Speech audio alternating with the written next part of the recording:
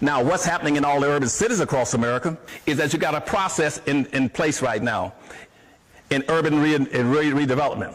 They're using 5 techniques that totally wipe you out. One is called gentrification. They're going into all these major cities that used to be majority black populated cities, and they are erasing you.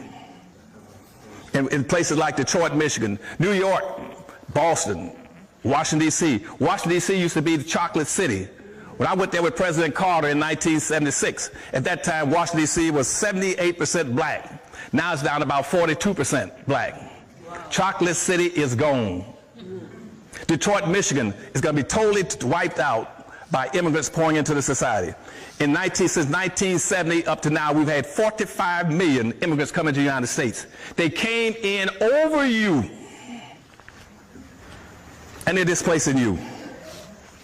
And then the second term they use besides gentrification to wipe you out is a thing they call privatization. You go into Detroit, Michigan, and as they gentrify, they're going to take all the public resources and things that should be owned by the public, they're going to place them through privatization to the hands of the wealthy whites. Whites are going to buy your golf courses, your subway systems, your bridges, your tunnels. They're going to control your airports, your parks, your museums.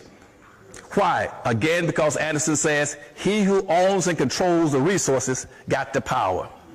If you own and control nothing, you are totally, absolutely useless and expendable.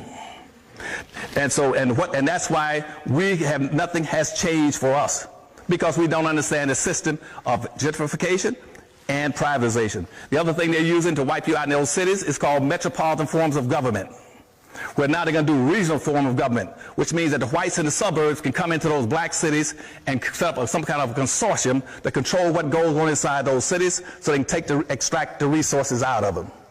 Another concept they use in those cities is called cool cities, which says cool cities means bring in the gays and let them replace black folk. And that's the fourth scheme they use on you. And in Detroit, Michigan, using that as an example again, the governor there has already set up in movement a system where he wants to go to the President of the United States, Obama, and ask him for a green card system where he can start importing Chinese from China to make Detroit, Michigan the biggest Chinatown in the United States. Even though that city had a 90% black population, they're going to bury blacks in Detroit, Michigan, underneath Asians coming into Detroit. And already in Detroit, Michigan, in Dearborn, right on the outskirts of Detroit, Arabs own 90%. 90% of all the businesses in the city of Detroit are owned by Arabs. Arabs and 90% black population must go to the Arabs to get what they want in terms of food, medicine, clothing. Because they own out of the gas stations. You got 146 gas stations in Detroit, Michigan. Arabs now own 144 in a black city. Blacks own 2 gas stations out of 146. You own nothing. The rest, the hotels are owned, and the 7-Elevens are owned by Indians. Asians are owning the laundries. The laundries, they're owning the hair and wig shops, the nail shops. Blacks own nothing in a 90% black city. And that's why now Detroit went into poverty. That's why it was declared bankrupt, because blacks had money. Blacks had about 11 or 12 billion a year annual disposable amount of money passing through their hands. They were going out to the suburbs, spending it in the suburbs, and spending it with the Arabs and the Asians, the Hispanics, and everybody else. And when I tried to put in a plan there for black folk, they said it was racist for me to try to help black folk.